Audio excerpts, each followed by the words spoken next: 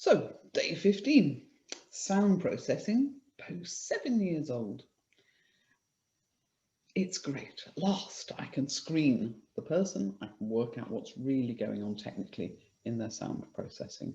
And trust me, I feel a lot more confident when I'm able to screen somebody than when I can't. And all I want to do today is take you through what I'm seeing and try and understand what I'm seeing as a sound therapist and how complex it is, but also how powerful it is to be able to move those sound processing curves. So let's just go through a selection of clients. First thing you have to understand is that sound is complex, it's 3D, it's coming at people from all sides. This is a photograph of what sound looks like going through air. It's the sound waves. Remember, when it hits your body, you're going to go through air coming into your ear, but also your whole body is processing sound. So, and your body's complex material. So it is a complex business your little brain is doing. So we're going to look at a lot of graphs. It's very technical what we're going to do. We're going to look at graphs that show you air conduction, how sound is coming to your ears through air, and that will be the blue curve. We're going to look at bone conduction, how it comes through your whole body, and that's going to be the red curve. Those two need to work coherently. They shouldn't clash, they shouldn't be miles apart.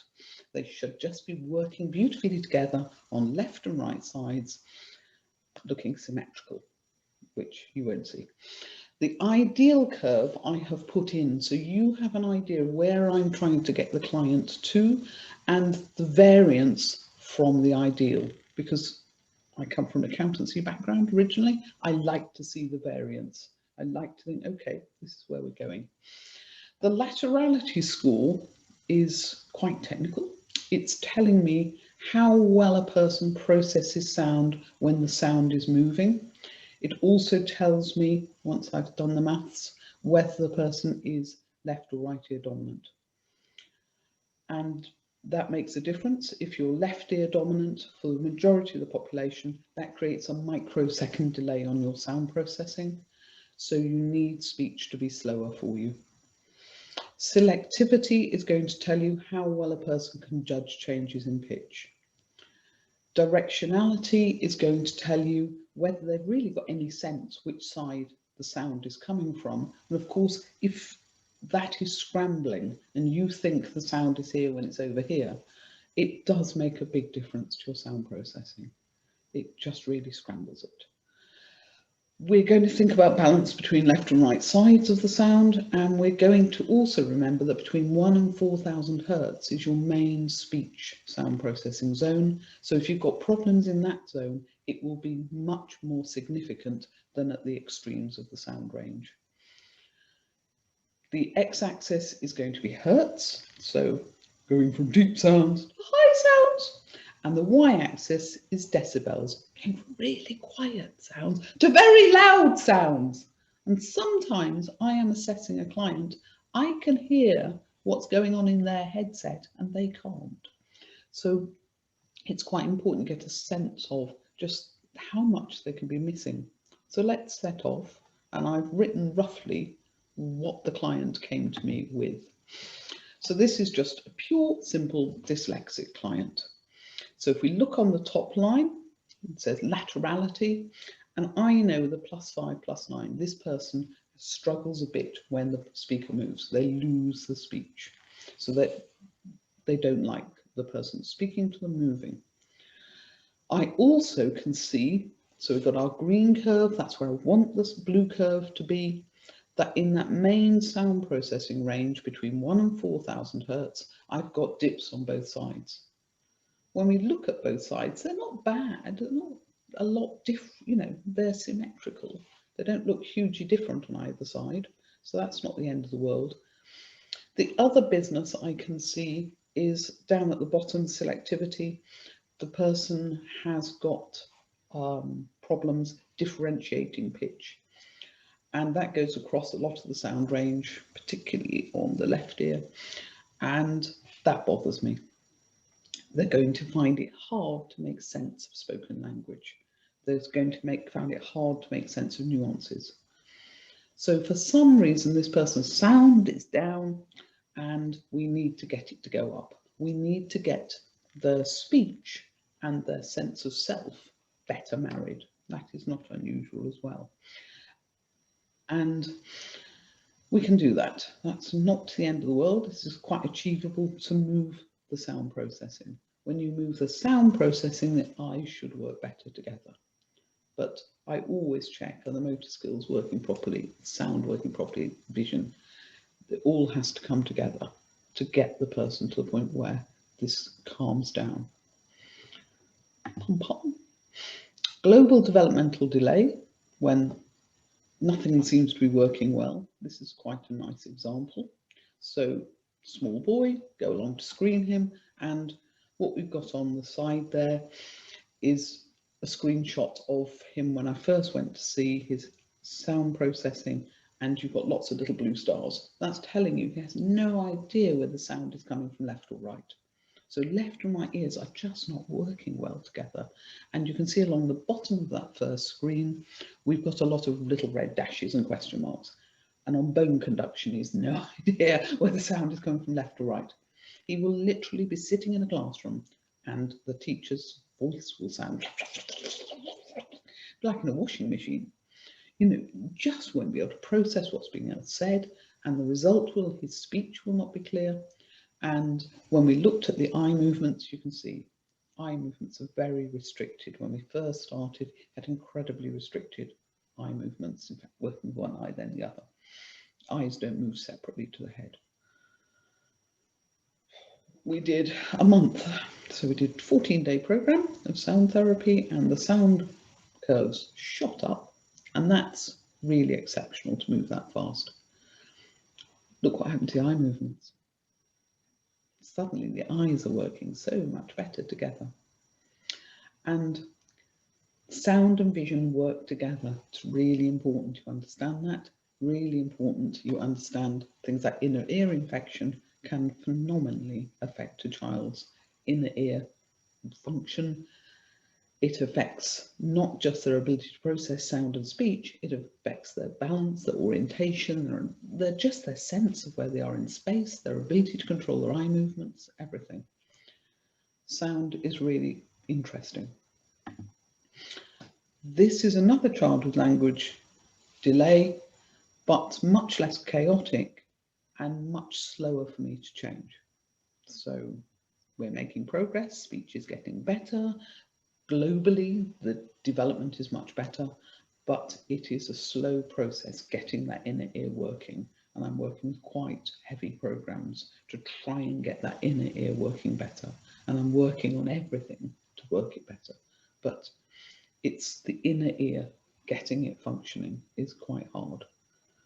And some children, it takes a long time. This is slightly older student, high functioning Asperger's. And what we're seeing is top scores for laterality. There is no movement. If you start speaking on this side and you move, they will continue to process with the side you started on. They simply don't process that you've moved. So don't move. The sound processing is very much down. I think it was due to really bad inner ear infection as a child. And being able to pick up nuances of speech through the selectivity, the changes in pitch, no. And so because they can't pick up those nuances, really quite blank to the world around them, not engaging. As we have moved to therapy and getting much more engaged, much happier, much less depressed, the world is moving much, much more happily and able to function independently in a way they couldn't before. So interesting to move that inner ear and to get rid of the little bits of interference that you see, which can make such a significant difference to a person's life, and to get the air and bone conduction of sound moved upwards. And again, I'll be working with motor skills, sound, vision, really pushing all systems to support each other to get the system up. This is your classic excluded pupil from school. So we've got in the middle there, the sound processing. I've screened them. They have suppressed sound processing. I suspect there's two reasons they get to this state. I think first of all, they probably had an inner ear infection that caused them delays with motor skills and with vision. But also they get so nagged. They're never right, year after year in school. And if no human can put up with that, they can't do anything right. And so the child closes down their sound processing. And that's often the most difficult bit to move at the end, is they've had enough of being nagged. And it is unbelievably important that all stakeholders work together. And my experience in Britain is they are not. And if you don't get all stakeholders working together, it's really hard to get those curves up because the child isn't feeling in a safe place. They've had enough of being nagged and it needs to come up. And that is a very, very common problem. What you can see with this sound processing is obviously it's affected the eye movements. Also, because his sound processing isn't working when he was young, it's affected his motor skills. He can't midline cross. So a classic thing we say to students is, can you draw a line across a page for me? And you're expecting them to draw a line across the page. And they don't. They draw a line down the page because they don't midline cross. They don't work with left and right properly together. Getting everything working helps support the sound, helps us move the sound processing up. And it's really important to do that. So, this lad is not going to be able to process sound and will always look a bit like, he's out to lunch, but he's not. It can all be moved. And we all need to work together to support youngsters to move their sound processing. Pom-pom. 80% of children get inner ear infection pre-3. So that's pretty bad news, and that seems to affect the whole sound processing curve. I also see clients who have these horrible dips, and as far as I can tell, most of these horrible deep dips on air conduction, the blue curve that you can see on the right ear, come from later ear infection, when they've had really bad infection somewhere around this area.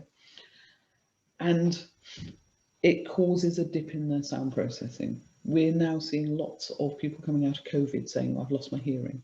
I would suspect I'll be able to see the same. And that, just like other aspects of sound processing, the inner ear needs agitating to get the muscles working properly, to get the system reset, to bring those sound processing curves up. And that is perfectly possible. Big warning, if you don't move them, they can really disrupt a person's behaviour, can make them depressed, they can make them erratic. When the curve comes back up, they're much more calm and stable, they're much more predictable. And they've no idea, of course, because they haven't looked at their sound processing, why they might just suddenly fall apart. And it's really important looking at sound processing, screening for it regularly, understanding what's happening with your sound processing to bring people to a calm state. It's the sort of thing I think that personnel departments, etc., ought to think about, because there are a lot of highly skilled people and everyone goes, oh yeah, we like Fred, but and just supporting people to come to the point where they're calm is really important. This is a child, well, it's now a young adult, has lived with very, very controlling parents. The child had to be good. Everything the child had to do was virtually doll-like. So years and years of being perfect, years and years of suppressing self. And what happens is the sound processing goes down and stays down. So the person has suppressed their own selves, but by doing that, they've also suppressed their sound processing. And so they're on a low pilot. Very intelligent person, but everything is closed down in order to please. Children don't thrive in highly controlling environments. They'll close down, and it can cause this kind of lasting damage where somebody is really down on their sound processing for life, unless you work to get them up and going again. And that is perfectly possible, but they need serious work with a sound therapist. This is showing you what can happen when you get one-off traumas, really big trauma. And people close down their sound processing on their bone conduction. And it will disrupt all their sound processing. So it all needs to come back to coherent, it all needs to come back to a really nice curve in order for that person to move on from that trauma. But you can see at times on clients huge trauma, and you're kind of going, oh,